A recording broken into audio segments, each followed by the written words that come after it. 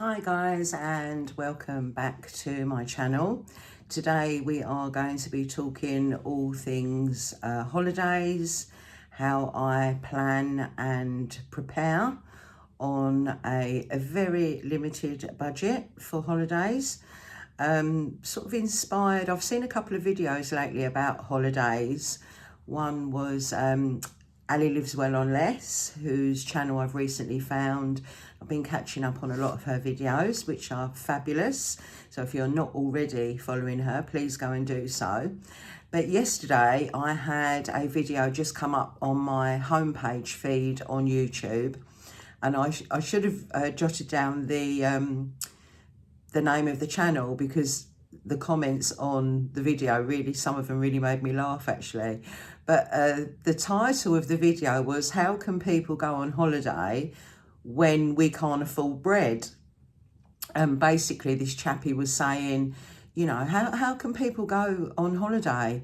You know, I earn 40k a year and it seems like everyone's going on holiday and I can't. And it was just interesting, and some of the comments were really quite funny. You know, someone put, for example, at work, it seems to me that everybody's going on holiday every couple of weeks and all I do is go to work, go home and go back to work again, and things like that. So I was really sort of inspired to do a video about holidays when you are on a really tight budget with a small amount of disposable income.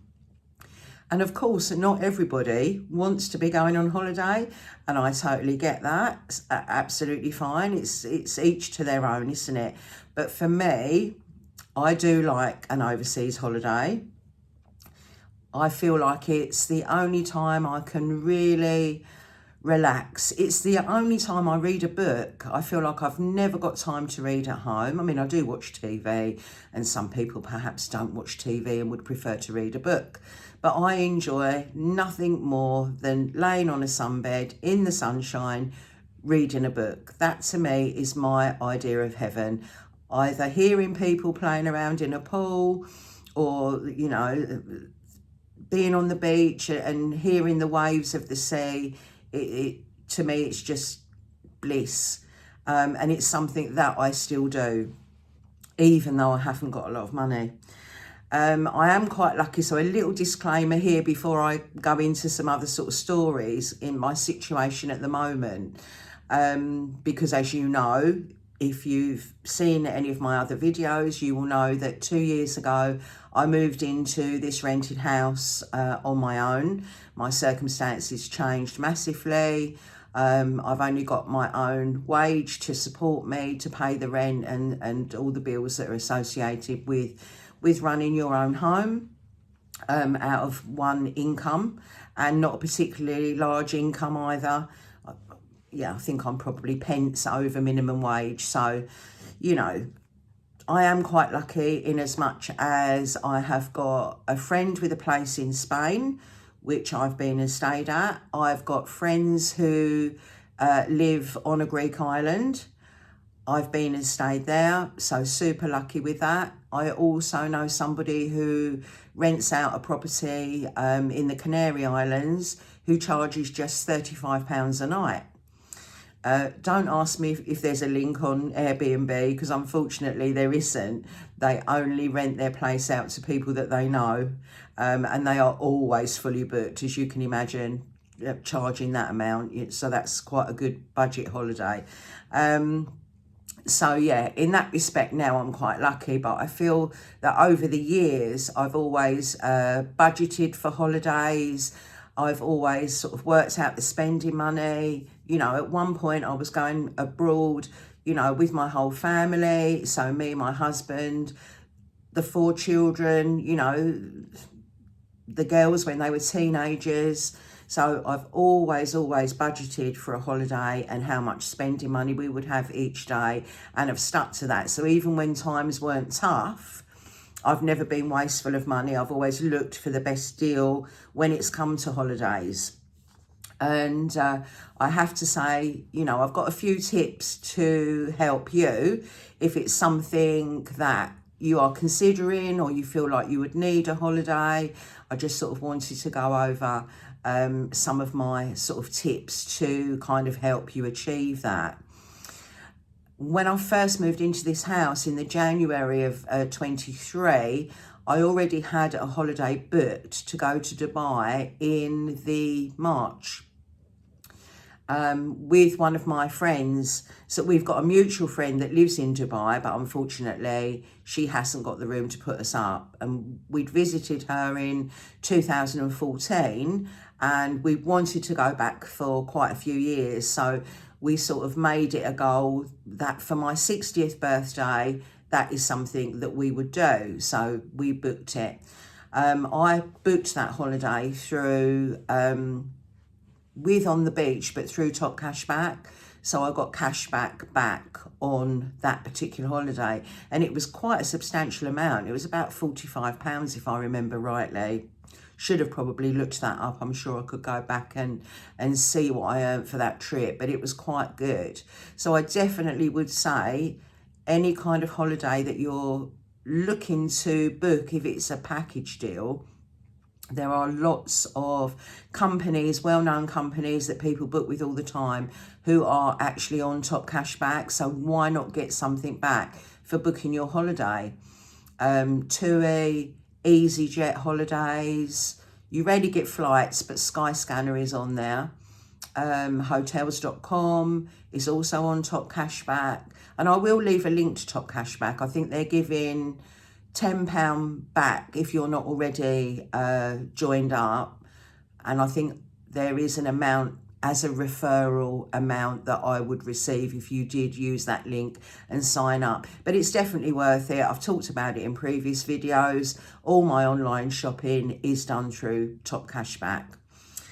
Might as well get something back, mightn't you? That's the way I look at it. So we had this trip to Dubai booked, and my friend ended up in very similar circumstances to myself. And we were both in kind of a sticky financial situation before we went. And I think we were both saying, oh God, I wish we'd never booked this holiday. How are we going to afford it? But we budgeted for it. What we did, so my friend that lives out there sort of always builds kind of like a loose itinerary. And then we sort of go over that, and if there's anywhere that we want to go, there were some places that we wanted to revisit, for example, that we'd been to when we went there in 2014. But what we did, we looked at restaurants we were planning to eat out at. And this is where Google is your friend, because you can, really do your research. So, for example, there was a restaurant that my friend mentioned about us going to. When we looked it up, it wasn't the cheapest place to eat, but Dubai isn't really cheap anyway, to be honest with you. And they did these Russian doll cocktails. So they were inside, the Russian dolls where you fit all these wooden dolls inside each other. The cocktail was in a big Russian doll, and it was called a Russian doll cocktail. And when I saw it on their website, I thought, I've got to have one of those. So the prices were listed. So I thought, okay, the cheapest meal on that menu was a Thai green curry, for example. Well, I love a Thai green curry, and I often make my own. You may have seen that in one of my previous food videos. So I thought, well, that's it. I'm going to have the Thai green curry. My cocktail is going to come to this much, and I'll probably have a Diet Coke whilst we're out as well. So I was able to work out how much that was going to cost me, and that went in the budget. And that's what we did for the whole week that we were out there. You rarely get all inclusive or anything like that in Dubai. Some hotels are half full, but we were bed and breakfast. So we made sure that we really filled up at breakfast time, so we didn't have lunch. Then we went off to the beach. I always take like an insulated cup with me so that I could fill that with coffee that I could then take to the beach with me as well, just to save buying another drink in the morning. So that was something that I did there. And then in September, just gone, I was super lucky to get a cheap holiday because my daughter and son-in-law, my son-in-law's got an American Express card. So's my son, actually, where you earn, and my friend has actually got a Barclay card, also where you earn Avios points. Now, I don't advocate people getting credit cards, of course, that's totally your decision. Although I know lots of people might be looking for, 0% transfers and things like that. So if you're looking at that, then it's always worth looking at these cards in particular, because you can earn Avios points towards flights. So my daughter and son-in-law were just going to have a cheapy holiday to the Canaries, with their flights paid for, with their Avios points. So they booked an apartment through booking.com. And then only about 3 weeks before they were due to go, they said to me, we've changed our mind about the apartment. We're going to stay in a hotel now. We've booked the Hard Rock Hotel. Would you like our apartment for free? If you don't, or you can't get the time off work, then obviously I'm sure there's another family member that will take it. So I checked with work, could I get the time off? And that was fine. I could do that. And they were flying out on a Friday, and I looked at the flight prices for the Friday and the flight that they was on, and it was horrific. It was like £250 to get on that same flight. And I thought, there's no way that I can afford that with just a couple of weeks notice, with what I've got in my holiday savings. I'm just not paying it. So I did a bit of research, and I found flights for, I think it was £87 with EasyJet.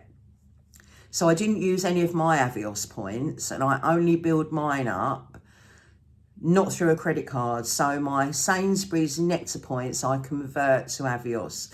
And I have used my Avios quite a few times for flights to Spain and Greece and wherever over the last few years. So I didn't touch those because I didn't need to. But what I did, I flew out on the Sunday rather than the Friday. So although I had 2 days less holiday, I was still super happy to be getting a free apartment, paying just £87 for return flights to get a 5-day holiday in Tenerife. So that's what I did. So there was a little bit of compromise there. So I knew what I could afford, and I knew what I was willing to pay. So I think always kind of have that mindset, and always be flexible with travel dates if you can. I know if you've got a family and you've got kids at school, that's not always easy, but luckily for me, that's not something that I have to consider anymore. I know my eldest daughter didn't even book a holiday last year because she said the prices were just horrific. And I speak to people every day because my job actually is in the holiday business, but on this side before you get on the plane. So things like car parks, airport hotels, airport lounges, that I work in a company that sells all of those things. So I talk to people every day that are going on holiday, and it's amazing how many people, I mean, I can't retire yet. I'm in that age group where it's 67 years for me.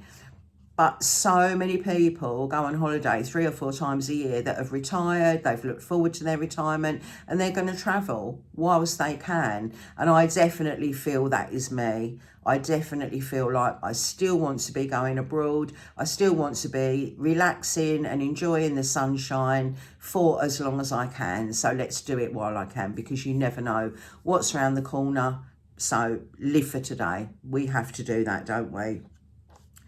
So yeah, really, that's my kind of holiday story over the last couple of years. And hopefully this summer, I will be going out to Kos.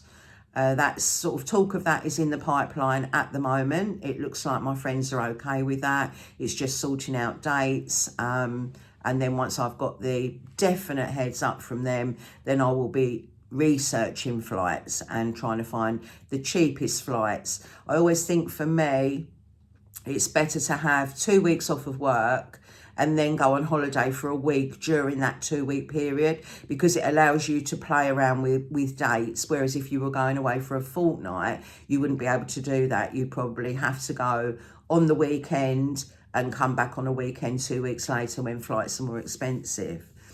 Another tip that I picked up, this was from somebody that I was talking to whilst working. She changed her car park booking because she changed her flights. And the reason that she changed her flights, she was going to Thailand, and she said she'd booked flights with TUI like months and months ago and paid like £750 for her flight. And then she checked on the TUI website and her flight was coming up. This was about 3 weeks before she was due to go. And she'd seen exactly the same flights for the same duration as she was going on for like 300 quid. So she changed her flight. And I thought that was amazing. And when I finished my shift, I went onto the TUI website and I actually checked it myself. And it was right. There was a flight to Thailand for 300 quid.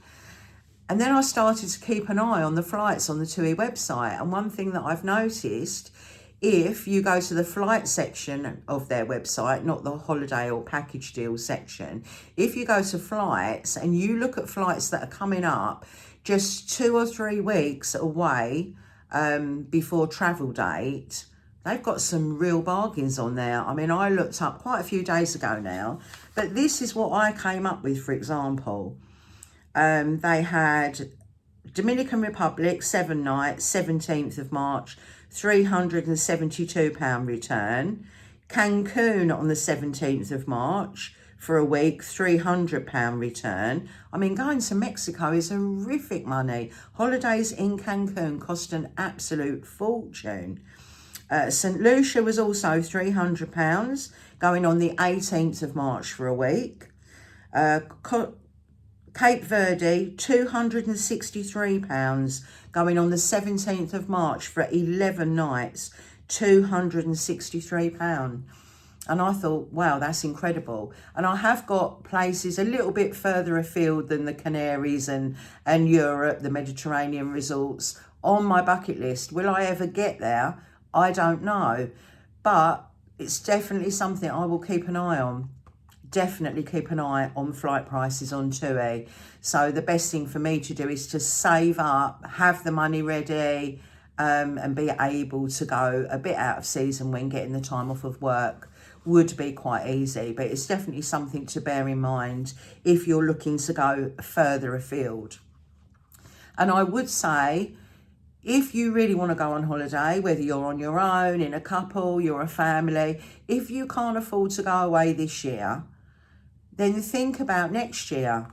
Start planning ahead now. Start a holiday sinking fund or a cash envelope.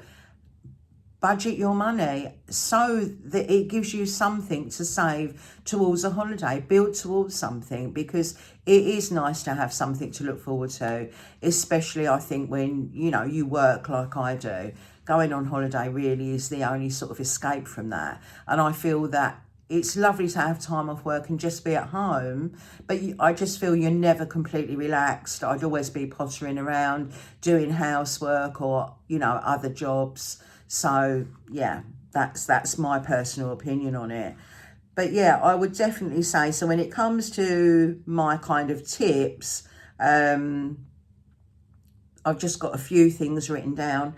So for example, package deals, which of course are great if you've got children, all-inclusive packages, that kind of thing can work out better value for money when you've got kids constantly asking for drinks and ice cream, that kind of thing. Use a comparison site. So Travel Supermarket is really good, because it will, if you see a hotel that you like with one provider, if you go onto Travel Supermarket and filter that down, you're going to get all the companies listed that sell that actual holiday, and you can compare the prices. And sometimes the difference is massive. It can be hundreds of pounds per person, and that really, really adds up, especially if there's a family of you going. Don't forget to budget for airport expenses. So how much are you going to be spending at the airport? Are you going to be going into Witherspoons, buying a breakfast, having a drink, buying some food for the plane rather than buy it on the plane, or buy it on the plane even? Are you going to have a lounge at the airport? Are you travelling by train, parking your car? All of these things cost money. Duty-free purchases. So you can easily spend, you know, £100 per person just at the airport before you've even stepped on that plane. So definitely budget for that. I mean, take food with you if necessary. Sit in the departure lounge, you know, with sandwiches and a flask. What does it matter if you're on a budget? And doing those kind of thrifty things have allowed you to go on holiday, then, you know, that's absolutely fine. Currency is another one. So when I go overseas, I always use a Starling card or a Chase bank card, because you get the interbank rate, I think they call it. So I don't normally like to deal with currency at all because of paying fees, paying commission. And if you come back with euros or any other currency and you want to change that back up, the fees or the commission is much, much higher once you get back from holiday and you're changing money back to sterling. And I know that for a fact because I used to work in a travel agent. So yeah, definitely bear that in mind. So again, the Avios points, can you build Avios? I think there are also petrol stations that you can use to build your Avios points. And Avios are not just British Airways, they're also partnered with Aer Lingus and Qatar. The other thing I would say is follow on social media all the travel agents that you can think of, and especially local ones. So for example, Hayes Travel, they've got branches, you know, in surrounding areas to where I live, and each branch has its own Facebook page. And they're constantly putting up deals each day, more than one, sometimes 2, 3 or 4 Facebook posts go up for each of these stores. So it's a really good idea to follow as many companies as you can on social media, and be flexible with dates. I think that is super important. And I know it's not always possible when you're working to get time off, but if you see a good deal, you have to act on it. Try and get the time off of work. And just go for it, really. And like I said, checking out when we were in Dubai, that's where Google will be your friend. Look at the resort you're going to, check out local restaurants, look at their menus, check out their prices, because that will not only help you to build an itinerary of where you're going to eat each evening, if say you're self-catering and you've got to eat out, but of course there is always that option as well if you're self-catering to eat in your apartment or your villa, whatever it is. So I do tend to do that if I go self-catering. I won't go out to eat every night. I'm more than happy to just pick up a lasagna or a pizza in the supermarket and a bag of salad, things that, you know, I would never buy a bag of salad at home, but, you know, that, and a bit of French bread or garlic bread, something like that. I'm absolutely fine with that. If I've had, you know, and if I do that, I tend to have spent longer out that day at the beach or around the pool, and I think, well, I can stay out longer because I'm just going to throw something into the oven when I get back to the apartment. So definitely think you don't have to eat out every single night if you're self-catering. And I think that's about it, really. I think the days of the last minute cheap deal, I feel, are well and truly gone. Not last year, but the year before, when my daughter with her 2 children and husband were going to Jamaica, they booked that holiday. No, that was the Mexico holiday, sorry. Their Mexico holiday to Cancun. They booked it in the British Airways sale at the beginning of the year, and they were going in the October half term. She checked the price of that holiday 2 weeks before she was going, and it was double the price. So definitely take advantage of sale time. We're probably coming to an end, probably coming to the end of that now, really, aren't we? But yeah, January, February. I know that a lot of travel agents stay open on a Sunday during those 2 months because they are the most popular months for people to book holidays. Also, I noticed, just made a quick note here, I saw it flash up. Now, I didn't have the volume up on the TV at the time, but I saw a Tesco Club Card advert, and it said EasyJet Holidays on it. So I don't know what that's all about. I don't really shop at Tesco's, but a lot of you might do. So that's definitely something worth looking into. If you could save your club card vouchers and use those towards a holiday, that would also be perfect as well, wouldn't it?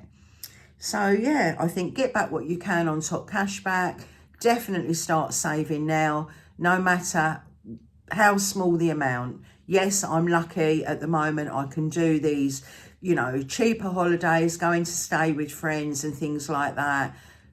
And that's just as well because the amount that I have to save each month and put into my holiday sinking fund is quite minimal. I will do a video at some point on my disposable income for the month, and I think you'll be shocked at how small that actually is. So I definitely want to do that at some point for you. But yeah, just wanted to jump on and talk about holidays. So don't forget cashback, be flexible with dates, think about Avios points, check out on Google local restaurants to the area that you're going, travel supermarket, these comparison websites, and also don't forget travel insurance as well.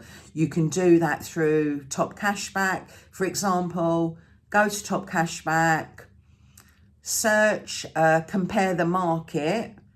If you go through and get an insurance quote through them and then purchase that travel insurance, you can then download the Meerkat app, and that gets you things like 25% off of coffee at Cafe Nero, free pizza, I think it is, and also, what's the other thing? 2-for-1 cinema tickets on certain dates at a certain cinema chain. So for example, that's definitely worth doing as well. You can get cash back on your travel insurance, and don't ever travel without it because you never know what might happen. So I hope those tips have been useful, guys, and I'm really, really hoping that my trip to Kos comes off and then I can take you with me, show you how much money I'm taking, what I'm spending it on.